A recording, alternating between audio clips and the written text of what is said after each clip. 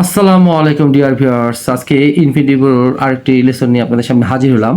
তো ইনফিনিটিভ অর্থ আবার জেনে রাখি টু প্লাস ভার্ব ওয়ান। তো হচ্ছে promise to plus verb one প্রতিজ্ঞা করা, refuse to plus verb one প্রত্যাখ্যান করা বা না বলা বা অস্বীকার করা, রিমেম্বার টু স্মরণ করা, ফরগেট টু ভুলে যাওয়া, নেগলেক্ট টু উপেক্ষা করা বা অবহেলা করা। এখন এগুলো দিয়ে আমরা এখন লেসন তৈরি করব। আর লেসন তৈরি করেছি যে আপনাদের এখানে দেখানোর চেষ্টা করব। প্রমিসের উপর প্রতিজ্ঞা করা। প্রথমটি, প্রতিজ্ঞা করো যে আমার প্রেমের কথা কাউকে বলবে না। তাহলে প্রমিস, প্রতিজ্ঞা করো যে not to tell any one of অথবা any one about our love affair. হয় এটা দিব আর না হলে এটা দিব। তাহলে promise not to tell any one, কাউকে বলবে না অফ আওয়ার লাভ অ্যাফেয়ার অথবা অ্যাবাউট আওয়ার লাভ অ্যাফেয়ার। দ্বিতীয় এক্সাম্পলটি হচ্ছে, আমি প্রতিজ্ঞা করছি প্রেম করলে আমি তোমার সাথে করব। আই প্রমিস, প্রেম করার ইংরেজি অর্থ হচ্ছে, প্রেম করার ইংরেজি fall in love with SB, কারোর সাথে প্রেম করা। তাহলে আমি প্রতিজ্ঞা করছি I promise to fall in love with you, তোমার সাথে প্রেম করব যদি আমি চাই, যদি আমি মনে করি, ইফ আই লাইক টু। আশা করে বুঝতে পেরেছি। এখন রিমেম্বার টু, তার পাশে ফরগেট টু, স্মরণ করা, ভুলে যাওয়া। আচ্ছা, স্মরণ করা, ভুলে যাওয়া এই অর্থে এটা। এখন প্রত্যাখ্যান করা, রাশি প্রত্যাখ্যান করা, প্রত্যাখ্যান করা নিয়ে। আচ্ছা, তো আমি তার বিয়ের প্রস্তাবকে না না না বললাম,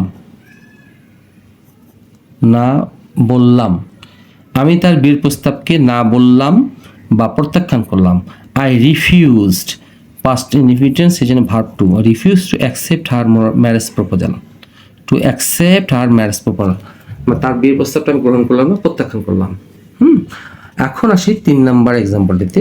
এই রিফিউজ দিই, মেয়েটি তার সাথে হাতে হাত ধরে হাঁটতে না বলে বা অস্বীকার করলো যে আমি তোমার সাথে বা আপনার সাথে আমি হাত ধরে হাঁটতে চাই না।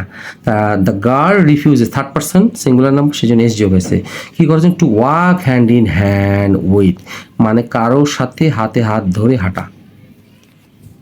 মনে রাখতে হবে, ওয়াক হ্যান্ড ইন হ্যান্ড হচ্ছে এই হাতে হাত ধরে, এইটার ইংরেজিতে হচ্ছে হাতে হাত ধরে, hand in hand. The girl refuses to walk hand in hand with him, অস্বীকার করলো। এখন আসি রিমেম্বার টু, স্মরণ করা, ফরগেট টু, ভুলে যাওয়া। 3 নম্বর, এখানে আমি 3 নম্বর দিয়েছি, এটা 3-এর এ দিলাম, এটা 3-এর এ। যখন তুমি বাসায় থাকবে আমাকে স্মরণ করে ফোন দিও, মানে মনে করে ফোন দিও, মানে রিমেম্বার টু কল মি, আমাকে ফোন দিও যখন ইউ আর অ্যাট হোম অথবা ইউ স্টে অ্যাট হোম, যখন তুমি বাসায় থাকবে তখন তুমি আমাকে ফোন দিবে।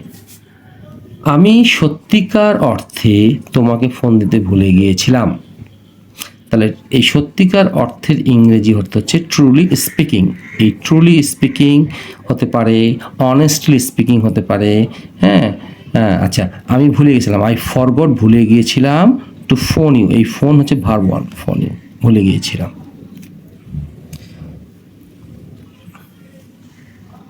এই ট্রুলি স্পিকিং মনে রাখতে হবে, এই ট্রুলি স্পিকিং,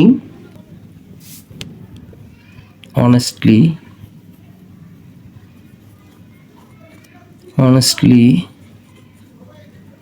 speaking, to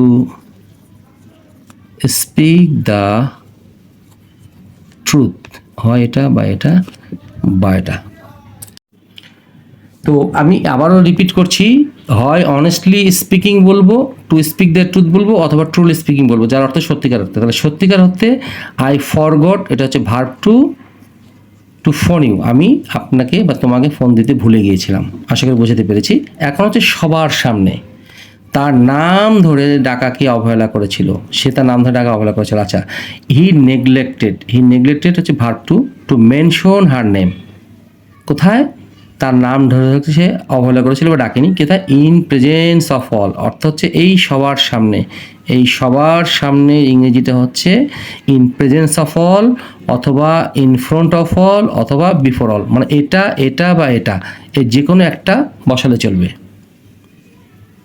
সে সেখানে যাবার ব্যাপারে উদাসীন ছিল, মানে অবহেলা করেছিল কথা। হি নেগলেক্টেড ভার্ব টু গো দেয়ার, সে সেখানে যাওয়ার ব্যাপারে উদাসীন ছিল বা অবহেলা করেছিল বা উপেক্ষা করেছিল। তো আশা করি আপনাদের এই লেসনটি অবশ্যই ভালো লেগে থাকবে।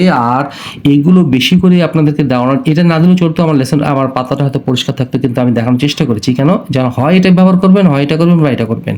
এটা আমার পূর্বে নির্ধারিত ছিল না, পূর্বে নির্ধারিত থাকলে অবশ্যই আমি এখানে দিতাম। এই কারণেই দেওয়ার চেষ্টা করছি যেন আপনার ভালো কিছু এখান থেকে শিখতে পারেন। সেই জন্যই আমি পরে এখানে নোট করে দেখানোর চেষ্টা করেছি। আমার লেখা একটু খারাপ, সেই জন্য ক্ষমাশীল আমি আপনাদের কাছে। তো আপনারা ভালো থাকবেন, সুস্থ থাকবেন, সেই প্রত্যাশা। আসসালামু আলাইকুম।